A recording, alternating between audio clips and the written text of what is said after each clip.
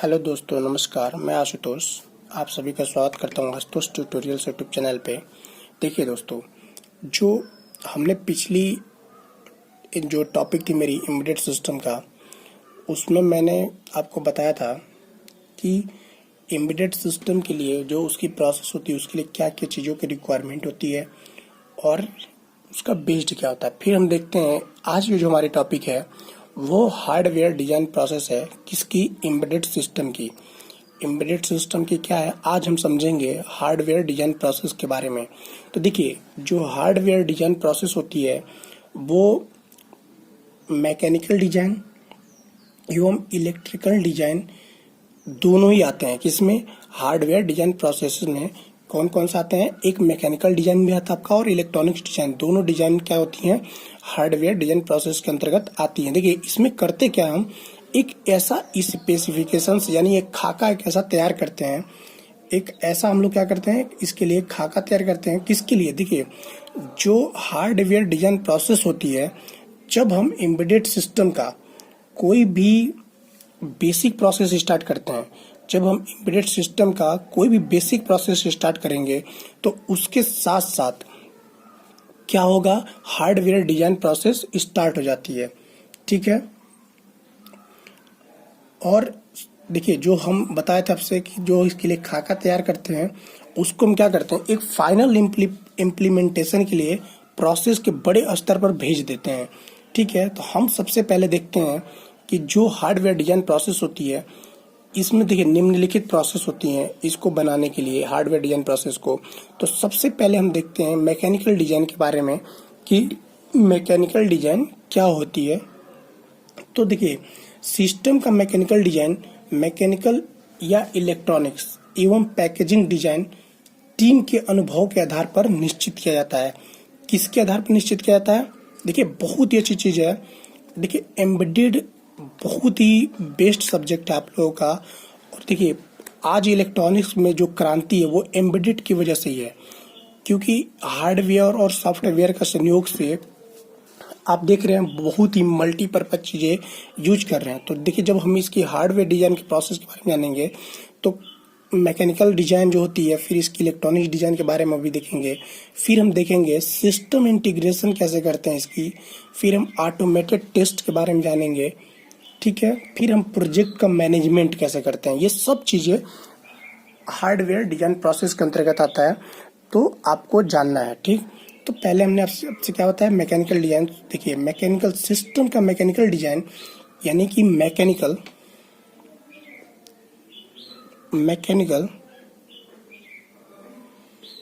कामा electronic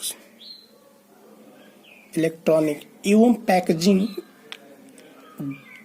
और जो packaging होती है, इसकी जो पैकेज बनाते हैं, किसकी? हार्डवेयर की। जो पैकेजिंग होती है वो किसके बेस पे होती है?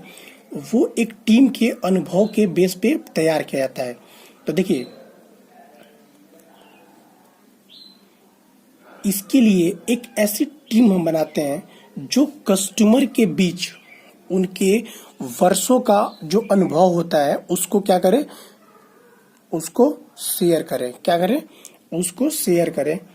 जो एक्सपीरियंस होती है उसको शेयर करें। एक हाई क्वालिटी का फाइनल डिजाइन तैयार करना एक महत्वपूर्ण अनुभव होता है।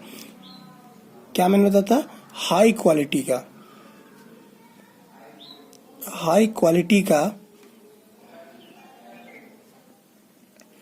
फाइनल डिजाइन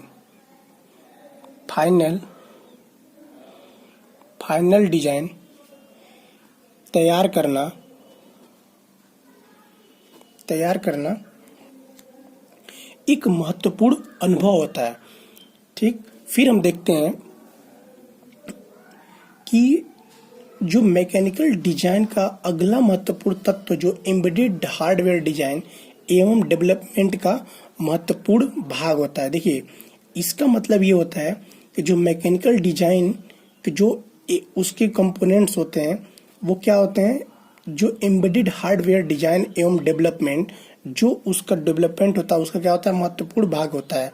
वह यह है कि सभी मापदंड क्राइटेरिया एक सिंगल चिप पर मिल सके। देखिए, जो एम्बेडेड सिस्टम इसकी सबसे महत्वपूर्ण क्या है कि जितनी भी इसकी मापदंड है वो क्या है, एक सिंगल चिप पे क्या हो, मिल सके।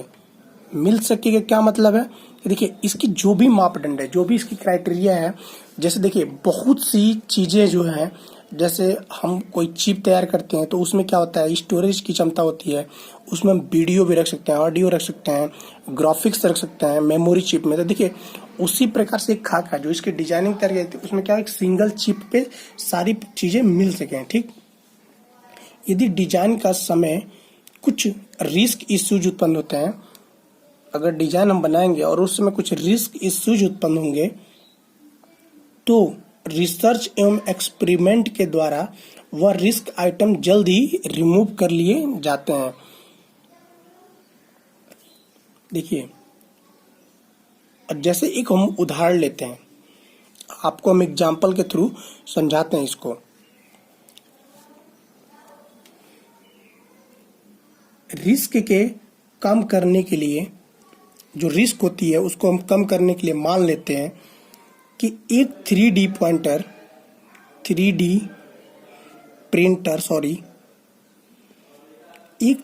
प्रिंटर के साथ एक प्रोटोटाइप केस बनाया जाता है। क्या किया जाता है, प्रोटोटाइप केस बनाया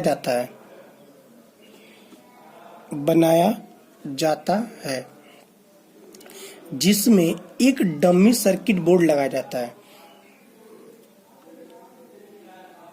डमी सर्किट बोर्ड लगाया जाता है। देखिए ध्यान से सुनिए, आपकी बहुत ही जल्दी ये चीजें क्लियर हो जाएगी। तो क्या करते हैं हम, जो 3D प्रिंटर का एक प्रोटोटाइप केस बनाया जाता है उसमें क्या करते हैं, डमी सर्किट बोर्ड लगाया जाता है। ठीक, एक स्पीकर और वायर जो कि केस में केवल होल्स के थ्रू लगाए जाते हैं। स्पीकर, वायर्स एंड वायर्स इस केस में एक होल के थ्रू, ठीक है, होल के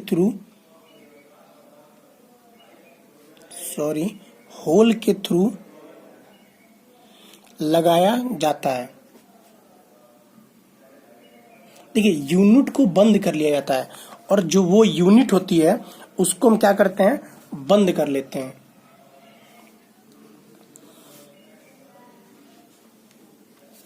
देखिए हम क्या जान रहे हैं कि जो मैकेनिकल डिजाइन हम तैयार करते हैं तो इसमें जब हम हाई क्वालिटी का फाइनल डिजाइन तैयार करते हैं, जो हम एक पैकेज बनाते हैं, इलेक्ट्रॉनिक्स पैकेज जो हाई क्वालिटी की होती है, उसको हम क्या करते हैं, एक सिंगल चिप पर ऐसा उसकी डिजाइनिंग या खाका तैयार करते हैं जो एक सिंगल चिप पे ही सब चीजें उसकी मिल सके। फिर देखिए इसमें एक हाई रिस्क की अगर कोई भी डीबग जिसको हम कहते हैं अगर उत्पन्न हो जाती है तो उसको हम कम करने के लिए क्या करते हैं, तो एक उदाहरण के थ्रू हम समझते हैं। तो 3D प्रिंटर लेते हैं, किस टाइप की प्रोटोटाइप केस बनाया जाता है, किसका, 3D प्रिंटर का। फिर हम डमी सर्किट बोर्ड लगाया जाता है, फिर स्पीकर एंड वायर्स को होल्स के थ्रू लगाया जाता है। ठीक, फिर आप देखिए, और फिर क्या करते हैं, यूनिट को बंद कर देते हैं तथा स्पीकर को बाह्य सोर्स के द्वारा चलाया जाता है जिससे उसकी एकॉस्टिक प्रॉपर्टीज, किसको, एकॉस्टिक प्रॉपर्टी को टेस्ट किया जा सके। क्या करते हैं इसमें, जो वायर होल्स के थ्रू लगाया जाता है, ठीक, तथा स्पीकर को बाह्य सोर्स के द्वारा चलाया जाता है। स्पीकर को हम क्या करते हैं, बाह्य सोर्स के द्वारा चलाते हैं। ठीक है, जिससे क्या होता है, उसकी एकॉस्टिक प्रॉपर्टी टेस्ट किया जाता है। यह केवल रिस्क को कम करने के लिए किया जाता है। ये किस लिए किया जाता है? ये केवल जो इसकी रिस्क होती है उसको कम करने के लिए किया जाता है, क्योंकि उसकी एकॉस्टिक क्योंकि जो फाइनल केस है इसमें अलग होता है। लेकिन यह रिजोनेंस प्रॉब्लम, देखिए जो अपवाद होती है, जो रिजोनेंस प्रॉब्लम होती है, रिजोनेंस प्रॉब्लम और उसमें रिलेटेड दूसरे इश्यूज को भी करने के लिए एक अच्छी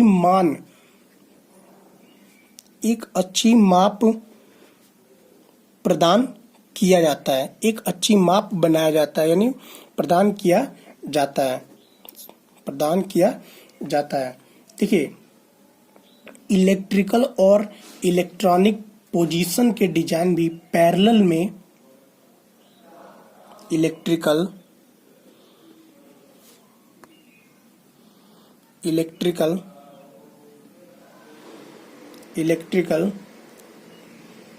और इलेक्ट्रॉनिक पोजीशन के डिजाइन भी पैरेलल में इसके साथ किए जाते हैं। दोनों पैरेलल में एक साथ कंप्लीट होते हैं। क्या होते हैं?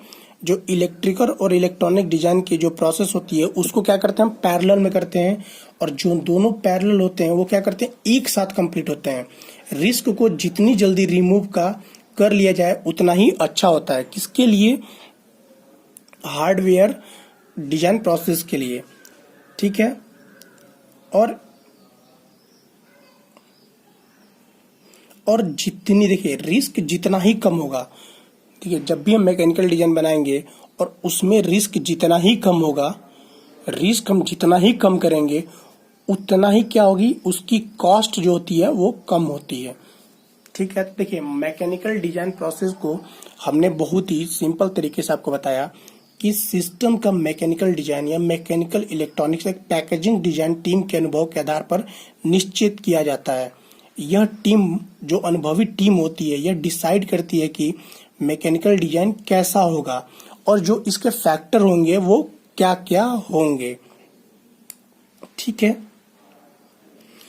और इसके लिए एक ऐसी टीम हम बनाते हैं जो कि कस्टमर के बीच उनके कई वर्षों के एक्सपीरियंस को शेयर करती है। एक हाई क्वालिटी का फाइनल डिजाइन तैयार करने के लिए एक महत्वपूर्ण अनुभव होता है, ठीक है।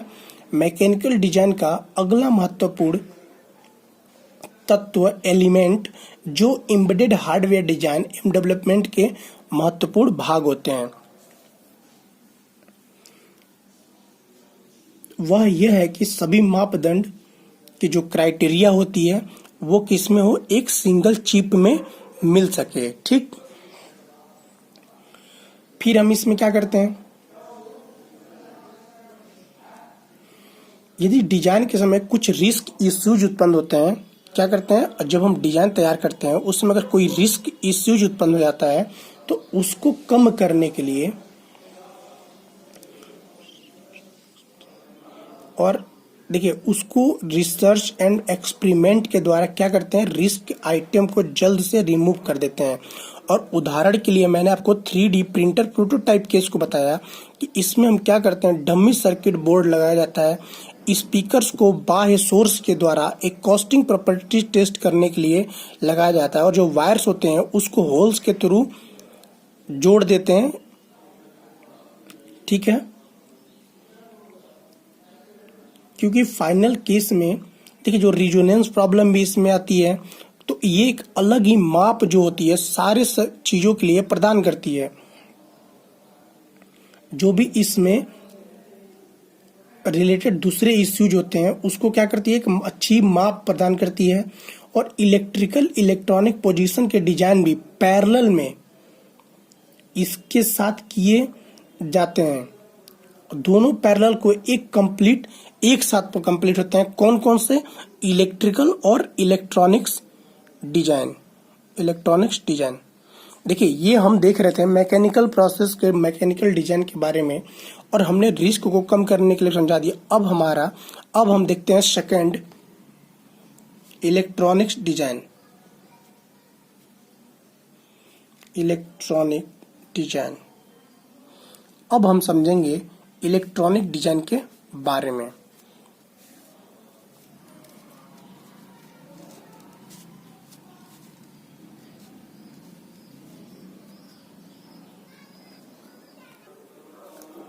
देखिए, हमने क्या बताया आपसे, अब इलेक्ट्रॉनिक्स डिजाइन के बारे में देखते हैं।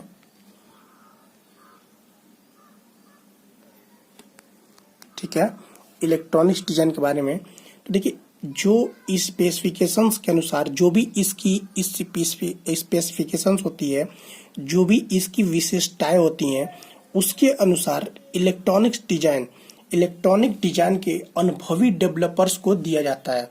जब देखिए, जो हार्डवेयर डिजाइन प्रोसेस होती है और उसमें जो इलेक्ट्रॉनिक डिजाइन होती है, उसमें क्या करते हैं, एक बहुत ही अनुभवी जो डेवलपर होते हैं, उनको क्या करते हैं, बनाने के लिए, उस प्रोजेक्ट को बनाने के लिए दिया जाता है।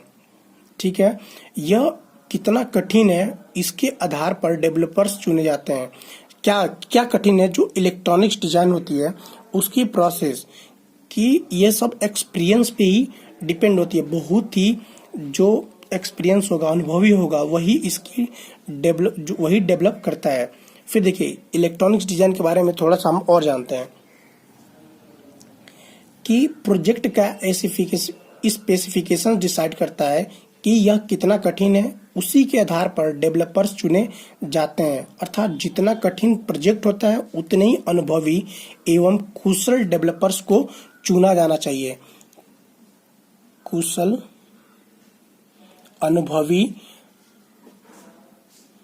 अनुभवी या कुशल डेवलपर्स को चुना जाना चाहिए। देखिए, प्रायः साधारण single based micro controller design के लिए, देखिए, जो हम मान ले, जैसे जो सिंगल बोर्ड माइक्रो कंट्रोलर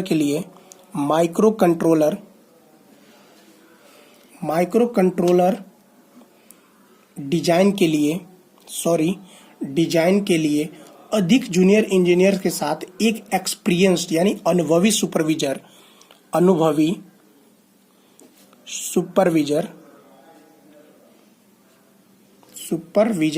का प्रयोग किया जाता है। देखिए, अधिक कॉम्प्लेक्स डिजाइन के लिए एक बोर्ड पर कई सारे माइक्रो कंट्रोलर ऐड करने के लिए एक अच्छे एवं अनुभवी डिजाइनर की आवश्यकता होती है।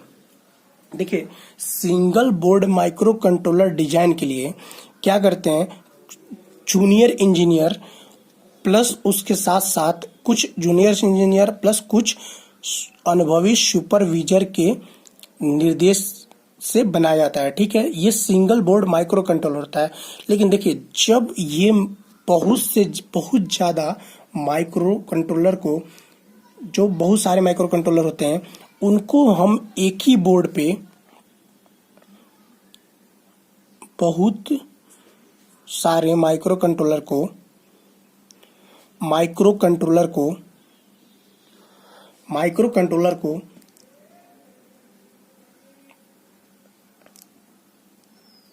को एक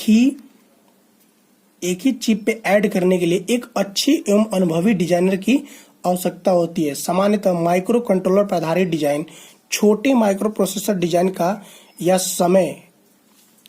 साधारण FPGA डिजाइन के लिए अच्छे तथा अनुभवी वाले डिजाइनर की आवश्यकता नहीं होती है। देखिए, छोटे माइक्रो कंट्रोलर के लिए, देखिए, बहुत सारे जो माइक्रो कंट्रोलर एक ही पे डिजाइन करेंगे, उसके लिए हम क्या करते हैं, बहुत ही अनुभवी डिजाइनर की आवश्यकता होती है। लेकिन जब हम छोटे माइक्रो कंट्रोलर की यूज करते हैं या FPGA डिजाइन की यूज करते हैं, तो उसके लिए हमें बहुत ज्यादा अनुभवी डिजाइनर की आवश्यकता नहीं होती है। ठीक है, ये तो क्लियर हुआ आपका। फिर देखते हैं। देखिए, जो मैकेनिकल डिजाइन के केस में रिस्क के शुरुआती स्टेज में ही कम कर लिया जाता था। क्या, जब हम मैकेनिकल डिजाइन आपको बताए थे, तो इसमें क्या करते हैं, रिस्क को शुरुआत में ही कम कर लेते हैं। किसमें, मैकेनिकल डिजाइन में। लेकिन कर लिया जाता था।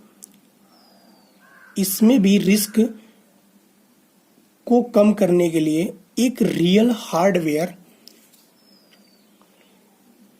एक ट्रायल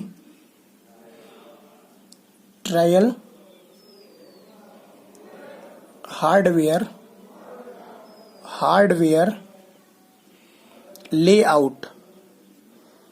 लेआउट देखिए, इलेक्ट्रॉनिक्स डिजाइन में भी रिस्क को कम करने के लिए क्या करते हैं, एक ट्रायल हार्डवेयर। देखिए, मैकेनिकल डिजाइन मैंने बताया था कि रिस्क को हम पहले ही कम कर लेते हैं, लेकिन इलेक्ट्रॉनिक्स डिजाइन में हम रिस्क को कम करने के लिए ट्रायल हार्डवेयर लेआउट तैयार किया जाता है। सभी कंपोनेंट्स जो इस डिजाइन में किया जाता है, ठीक।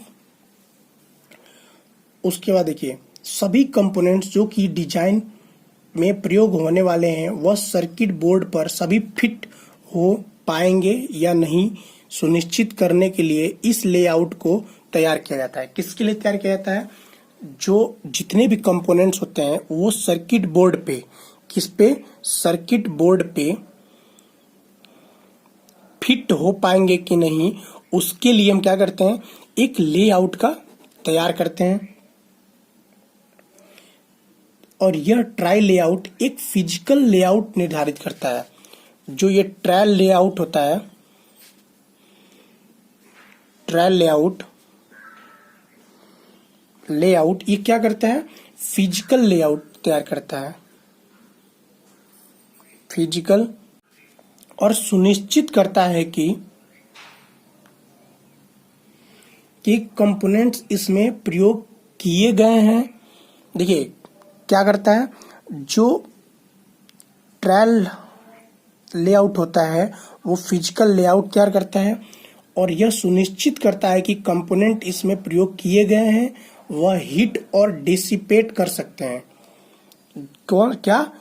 जो कंपोनेंट्स इसमें प्रयोग किए गए हैं, कंपोनेंट वो हीट एंड डेसिपेट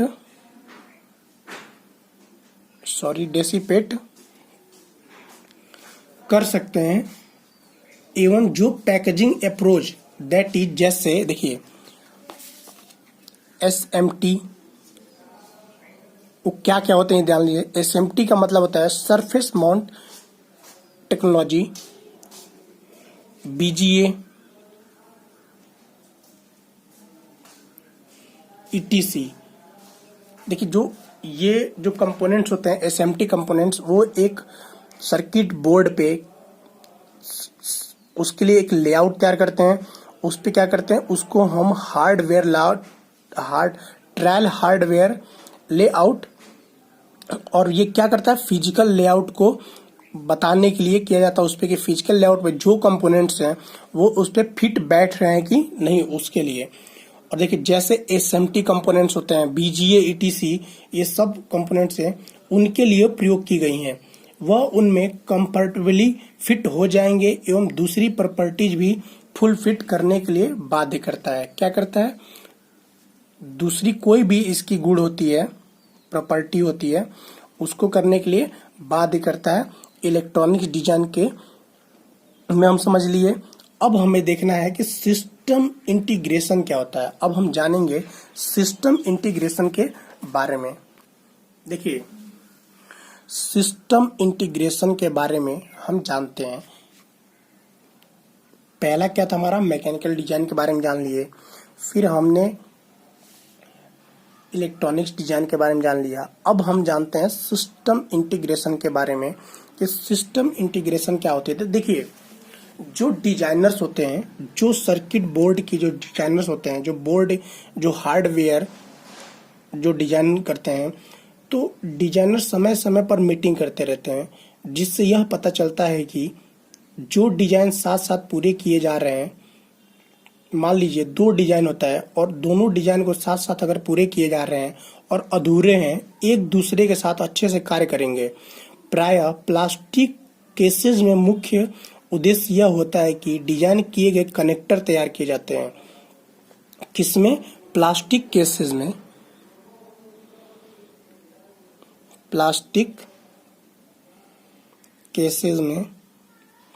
ज़्यादातर प्लास्टिक केसेस में ही ऐसा होता है कि कनेक्टर्स तैयार किए जाते हैं। केस में अच्छे से एलाइन हो पाएगा या नहीं। देखिए, एलाइन का मतलब होता है ये जुड़ पाएगा या नहीं कनेक्टर में, ये देखते हैं। ठीक है, फिर आगे हम देखते हैं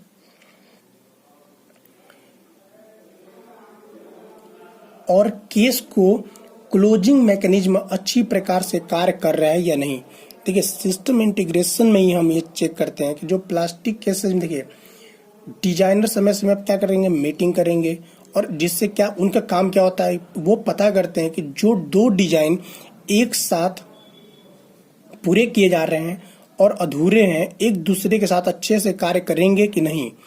प्रायः प्लास्टिक केसेस में मुख्य उद्देश्य यह होता है कि डिजाइन किए गए कनेक्टर तैयार किए गए केस में अच्छे से एलाइन हो पाएगा या नहीं, और केस को क्लोजिंग मैकेनिज्म अच्छी प्रकार से हो रही है कि नहीं। क्लोजिंग मैकेनिज्म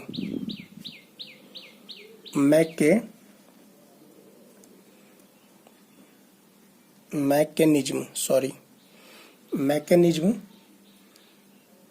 अच्छी प्रकार से हो पा रही है कि नहीं। ठीक है, मेटल के केसेस में एक बड़ी समस्या यह भी आती है कि किसमें, मेटल के केस में, धातु के केस में एक बड़ी समस्या उत्पन्न होती है। वो आती है कि कहीं बोर्ड एवं केस में सॉर्टिंग ना हो जाए। देखिए, जब मेटल का कोई होती है, धातु होती है, तो उसमें क्या सबसे बड़ी समस्या आएगी कि जो बोर्ड होती है उसमें कोई सॉर्टिंग ना हो जाए। क्या ना हो जाए? सॉर्टिंग ना हो जाए।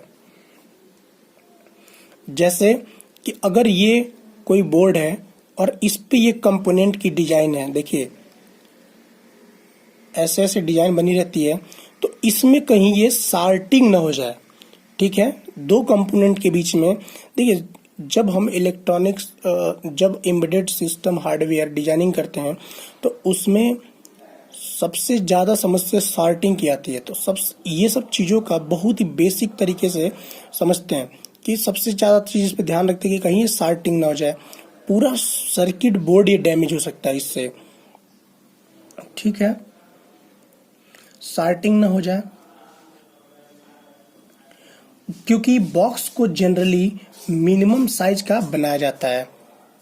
मतलब छोटा से छोटा इसका रूप दिया। आप मोबाइल का ही देख लीजिए। आप जैसे आप लोगों ने देखा होगा, मोबाइल की जो बोर्ड होती है वो कितनी छोटी होती है और उस पर असंख्य कंपोनेंट्स ऐड किए जाते हैं। वो सब एसएमटी कंपोनेंट्स होते हैं, सरफेस माउंट टेक्नोलॉजी के थ्रू वो सब कंपोनेंट्स लगाए जाते हैं। वो आदमी अपने हाथ से नहीं लगा सकता है, वो मशीनें ही लगा सकती हैं। ठीक है, तो एक और देखते हैं कितनी छोटी छोटी मोबाइल आती हैं और उसमें जो फीचर्स होते हैं, जैसे आप देखे होंगे कि जो एप्पल की सेटें आती हैं वो कितना छोटा होता है, लेकिन उसकी जो फंक्शंस होती है और सबसे बेस्ट होती है।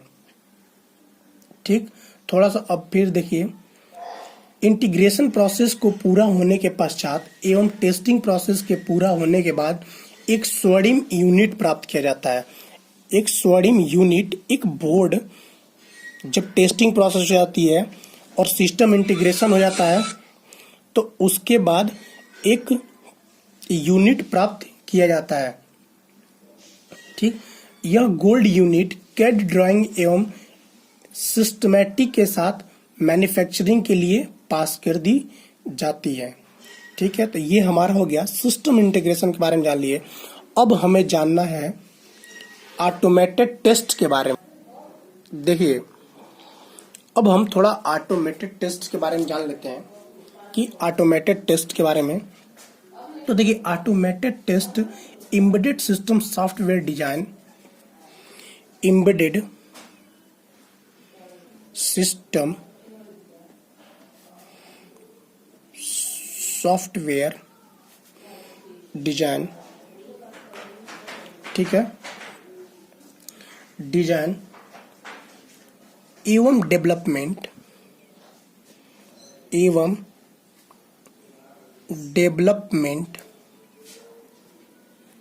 डेवलपमेंट के भाग और एम्बेडेड हार्डवेयर डिजाइन एवं डेवलपमेंट के भाग दोनों में ही एक automated manufacturing load.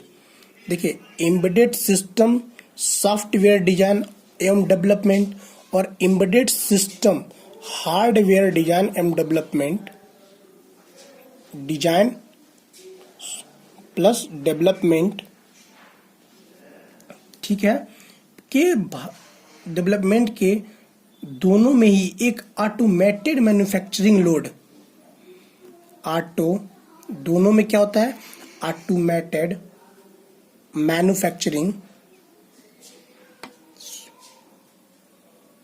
Manufacturing load एवं टेस्ट सिस्टम क्रिएट किया जाता है। क्या किया जाता है? टेस्ट सिस्टम क्रिएट किया जाता है। प्रोजेक्ट प्लान में हार्डवेयर तथा सॉफ्टवेयर दोनों के कंपोनेंट्स को आवश्यकता पड़ती है। किसमें? जो प्रोजेक्ट बनाते हैं उसमें क्या करते हैं? हार्डवेयर और सॉफ्टवेयर के कंपोनेंट की आवश्यकता पड़ती है, दोनों की। जो भी हम प्रोजेक्ट प्लान बनाएंगे, मैन्युफैक्चरिंग के समय पर दो टेस्ट हमेशा जरूरी होता है। देखिए, पहले टेस्ट के बारे में हम जानते हैं। जो इसकी फर्स्ट टेस्ट होती है उसमें क्या होता है? तो देखिए, एक टेस्ट के लिए आवश्यकता पड़ती है कि जिससे कि सुनिश्चित किया जा सके कि जो इलेक्ट्रॉनिक फाइनल डिवाइस के लिए असेंबल की गई है उसने सभी टेस्ट पास कर लिए हैं, जिससे वह गोल्डन यूनिट की तरह कार्य कर सके। यह टेस्ट पूरा ऑटोमेटेड होना चाहिए एवं यदि पॉसिबल हो तो किसी पोटेंशियल स्टैटिक प्रॉब्लम एवं कॉस्टली हैंडलिंग प्रॉब्लम को इस फेस में एलिमिनेट यानी कि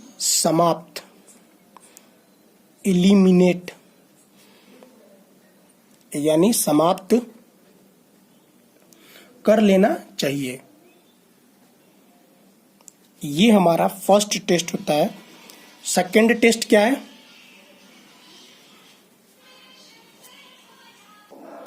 देखिए, और दूसरा जो टेस्ट होता है उसको जैसे दूसरे छोर पर एक लाइन टेस्ट की आवश्यकता होती है, जहां पर फाइनल यूनिट की पावर ऑन की जाती है।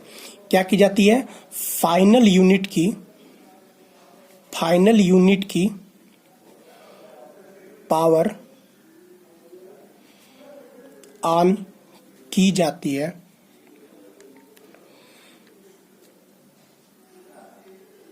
ठीक, और टेस्ट किया जाता है जिससे यह सुनिश्चित किया जा सके कि फाइनल असेंबली एक इलेक्ट्रॉनिक टेस्ट के बीच जो फाइनल असेंबली है,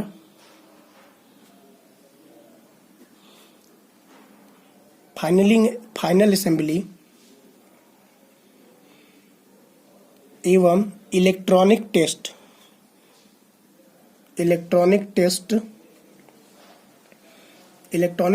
के बीच कुछ गलत तो नहीं है। ठीक है, प्रायर टेस्ट लाइन टेस्ट के एक छोर पर फाइनल सॉफ्टवेयर की लोडिंग भी इन्वॉल्व रहती है। क्या रहती है? फाइनल सॉफ्टवेयर की लोडिंग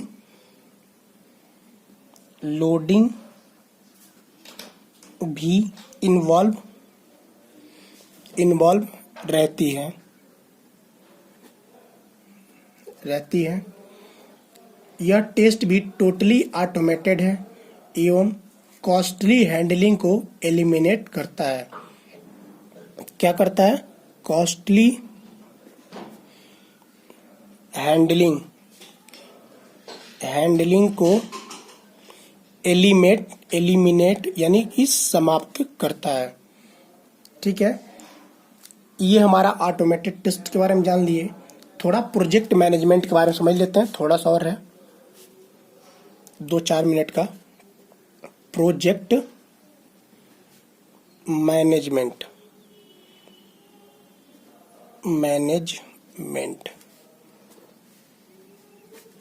देखिए, हार्डवेयर डिजाइन प्रोसेस को कई भागों में बांटा जा सकता है। किसको? हार्डवेयर डिजाइन प्रोसेस को कई भागों में बांटा जा सकता है, क्योंकि यह फिजिकल डिवाइस की को प्रभावित करती है। किसको प्रभावित करती है?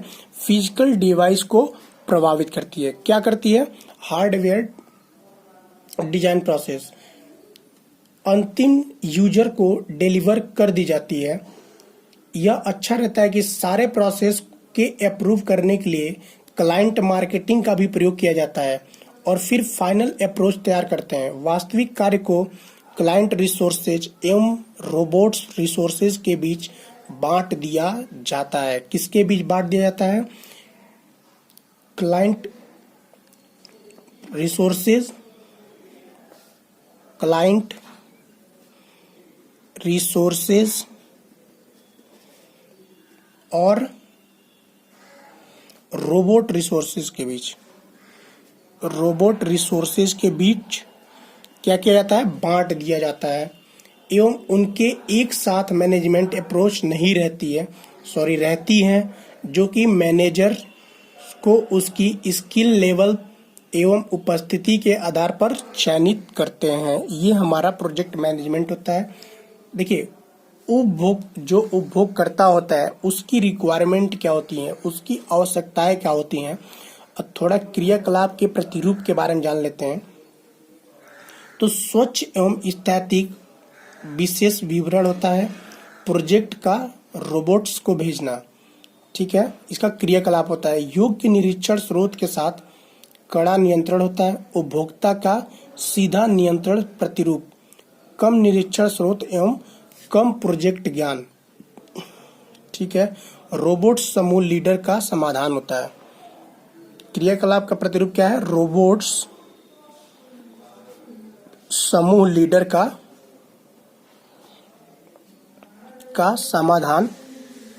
समाधान होता है, ठीक है।